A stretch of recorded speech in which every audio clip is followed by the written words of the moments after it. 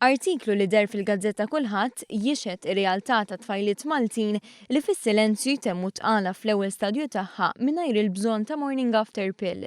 Fil-fatt, tfajla li l-identità tagħha ġiet protetta mill-ġurnal tajt li tqala tista' tintemm kważi sal-ewwel 3 xhur permezz ta' spiża li tlaħħaq id-900 €. Eżerċizzju li għamel l-istess ġurnal juri kif instab sit fuq l-internet minn fejn jinxtraw pilloli kompletament differenti mill-morning after pill. Hawnhekk intbagħat email fejn minnu fih il-kumpanija li tipprovdi dawn it-tip ta' pilloli tagħti dettalji ta' kif it-tfajla tista' temm tqala billi l-ewwel tieħu tip ta' pillola imbagħad tibla 6 pilloli oħra ta' tip ieħor. Skont il-kumpanija li tipprovdi dawn it-tip ta' pilloli, ir-rata ta' suċċess hija ta' 90%, iżda xorta impossibilità minima li l-intervent ma jaħdimx u għalhekk jaf ikun hemm riperkussjonijiet serji fuq it-tarbija fil-ġuf tal-omm.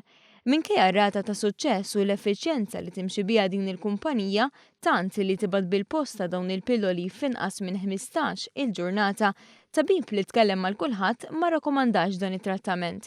Il-ġurnal jagħmilha ċara li dan it-trattament ta' teħid ta' pilloli huwa differenti mill-morning after pill li preżentament għamed diskussjoni taħraq fuqha.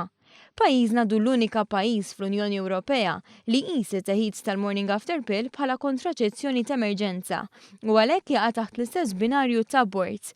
Protest ġudizzjarju li resqu 102 nisa jgħid li l-kontraċezzjoni ta' emerġenza m'għandix tibqa' meqjusa illegali f'pajjiżna.